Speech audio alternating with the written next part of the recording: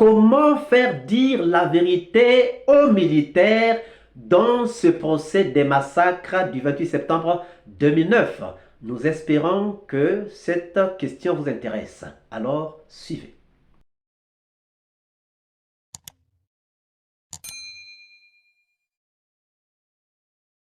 Bonjour, bonsoir. Cela dépend de l'heure à laquelle vous regardez cette vidéo. Bienvenue si vous nous découvrez pour une première fois. Encore un réel plaisir pour moi de venir devant vos écrans vous exposer les analyses de Soleil d'Afrique.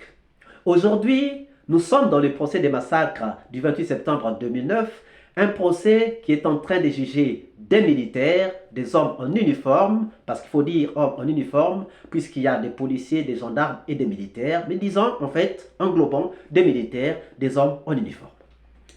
Cependant, nous sommes en train de nous rendre compte que les militaires ne sont pas en train de dire la vérité. Sinon, beaucoup de militaires, beaucoup d'hommes en uniforme ne sont pas en train de dire la vérité.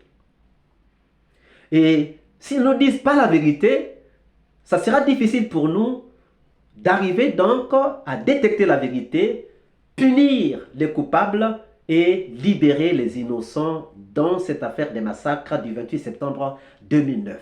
C'est pour cela que nous nous sommes intéressés à chercher à savoir comment faire dire aux militaires, aux hommes en uniforme, la vérité dans ce procès des massacres du 28 septembre 2009.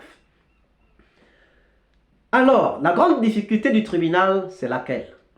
La grande difficulté du tribunal, c'est que nous sommes dans un procès civil avec un tribunal civil qui est en train de juger des militaires. Et des militaires qui se sont côtoyés et donc qui ont une certaine complicité, et la tâche n'est donc pas difficile, n'est donc pas facile pour ce tribunal. Surtout que nous n'avons pas un procureur militaire qui est en train de siéger dans ce tribunal, ça devient donc compliqué pour que les civils puissent aller dénicher la vérité des cœurs de ces militaires. Pourquoi? Parce que d'abord, les militaires sont soumis à la discipline militaire. Or, cette discipline militaire crée une certaine complicité entre eux militaires. Ça veut dire qu'avec la discipline militaire, un subalterne ne peut pas trahir son chef et un militaire ne peut pas trahir ses coéquipiers. Cette complicité fait en sorte que lorsque je suis militaire, interrogé sur le comportement de mon chef, je ne peux pas le trahir. Lorsque je suis militaire, interrogé sur le comportement de mon coéquipier, je ne peux pas le trahir. Quel que soit ce que je sais de lui, je ne le trahis pas. Et donc, du coup, la vérité ne peut pas sortir. La vérité que j'ai reste en moi et elle ne sort pas. Donc, s'il y a quelqu'un qui a commis, moi, je vais servir comme de couverture parce que je ne peux pas le trahir. Et c'est ça la grande difficulté que nous trouvons dans ce procès des massacres du 28 septembre 2009, parce qu'il y a des militaires qui en savent assez, mais qui ne veulent pas dire. Lorsque vous suivez Marcel parler, vous sentez que Marcel a des choses à dire, mais à un certain moment, Marcel est en train d'hésiter de parler. Quand vous suivez Toumba, vous savez que Toumba a beaucoup de choses à dire, même s'il nous a dit beaucoup de choses, mais nous pensons toujours que Toumba a encore des choses qu'il n'a pas encore dites. Pourquoi? Parce qu'il y a une certaine complicité aussi entre ces militaires par rapport à la discipline militaire. Cependant, le paragraphe 6 de la discipline militaire dit quand même quelque chose qui devrait interpeller les militaires qui sont en train de cacher les choses. Ce paragraphe, en détail, nous dit que lorsque vous partez exécuter un ordre, il faut que vous puissiez d'abord mesurer les conséquences. Et vous n'êtes pas obligé d'aller exécuter ces ordres-là si ces ordres vont enfreindre en fait la nation ou encore le bien de la nation. En réalité, la discipline militaire ne pousse pas à la complicité aveugle, mais la discipline militaire privilégie d'abord la nation. Les militaires ont un serment. Ils font un serment. Et dans ce serment, c'est la patrie d'abord. La patrie d'abord. Et si les militaires considèrent que c'est la patrie d'abord, ça veut dire que les militaires devraient être prêts à témoigner contre leur superviseur, contre leur chef, pour le bien de la nation. Or, dans le procès des massacres du 28 septembre 2009, nous sommes dans une bataille entre la Guinée et des militaires qui auraient commis ou qui ont commis des massacres au stade du 28 septembre, le 28 septembre 2009. Maintenant, ceux qui ont exécuté ces ordres se retrouvent entre la Guinée et leurs chefs qui les ont envoyés aller massacrer des gens. Parce que c'est sûr et certain que les chefs sont restés à la maison, ils ont envoyé des exécutants qui sont allés exécuter ces ordres-là.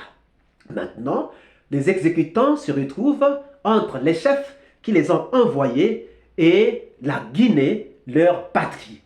Souvenez-vous, lorsque Maradona est arrivé à Naples, jouer pour l'Argentine contre l'Italie, les Napolitains avaient des pancartes. Et l'une des pancartes disait « Maradona, Naples t'aime, mais l'Italie est notre pays ». C'était clair, un message clair. Pour dire que tu as beaucoup fait pour Naples, nous t'aimons. Mais aujourd'hui, tu es en train de jouer contre notre pays, nous soutenons notre pays. C'est la même chose qui devait donc animer les militaires. C'est-à-dire, un tel, tu m'as envoyé aller tuer. Je t'aime, j'ai exécuté. Mais la Guinée, c'est mon pays. La Guinée, c'est mon âme. La Guinée, c'est mon sang. Et ça devrait animer les militaires guinéens. Ceux qui sont dans le box, ou ceux qui vont passer comme témoins, ou ceux qui sont encore en train de garder la vérité chez eux à la maison. On a essayé de parler avec des gens impliqués dans les services militaires. Qu'est-ce qu'ils nous ont dit? En réalité, les militaires nous ont dit que pour faire craquer le morceau aux militaires, il y a un chemin que le tribunal devait faire. D'abord, il fallait que ces militaires soient d'abord écoutés par les services de renseignement militaire. Les services de renseignement militaire ont des méthodes pour faire cracher le morceau. Ils ont des techniques. D'abord, en douceur, on interroge ces militaires en douceur pour voir s'ils vont parler. Et s'ils ne parlent pas, ils rentrent dans la torture jusqu'à ce qu'ils vont cracher le morceau. Et ils font donc un rapport par rapport à ce que ces militaires ont dit. Et on prend cela, ce rapport, on le remet donc au parquet. Et c'est à base de ça que les procureurs vont interroger ces militaires. Or ça n'a pas été fait. Si ça avait été fait, on allait d'abord les interroger en douceur. S'ils ne crachent pas, on les torture. Ils allaient toujours cracher. Pourquoi? Parce que les services de renseignement militaire ont des méthodes dures pour faire cracher les morceaux. Et donc, après cela, on faisait un rapport et on envoyait au tribunal. Et aujourd'hui, donc, les procureurs seraient en train de se servir de ça. Et donc, en appelant ces gens, ces militaires à la barre, on leur dit d'abord, on leur rappelle leur serment de militaire.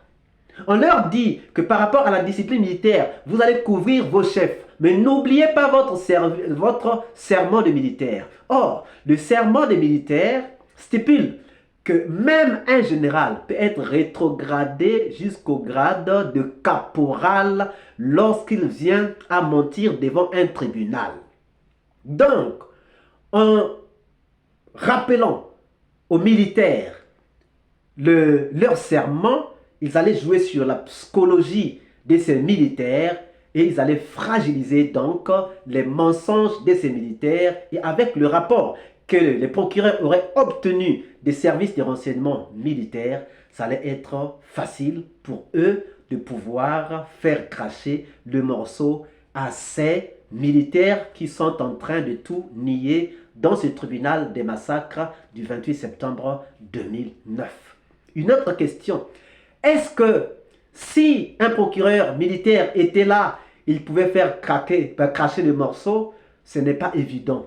Est-ce que si on avait remis ces militaires être jugés par une cour militaire, ça allait marcher? Là aussi, on voit que la complicité entre les militaires allait toujours biaiser le résultat. Vous avez vu le colonel Goumou par rapport à tout ce qu'il est en train de dire, et imaginez que Goumou est procureur en train de juger par exemple Dadis ou encore Pivi, qu'est-ce que ça pouvait donner? Donc là aussi nous pensons que ce n'est pas par hasard qu'on a remis cela à un tribunal civil, mais il fallait donc passer par cette étape-là, commencer d'abord par les remettre entre les mains d'une cour militaire ou de services de renseignement, pour leur faire craquer le morceau, avoir un rapport des services militaires, des services de renseignement militaires et utiliser ce rapport. Maintenant, aujourd'hui, peut-être qu'on peut encore le faire, peut-être qu'on peut encore rattraper cela. Sinon, avec ceux qui sont en train d'arriver comme témoins, je ne sais pas si on peut le faire. Alors, quant à vous, que pensez-vous qu'on puisse faire pour faire cracher le morceau à ces militaires qui ne disent pas la vérité dans ce procès des massacres du 28 septembre 2009? Nous attendons vos réponses dans les commentaires.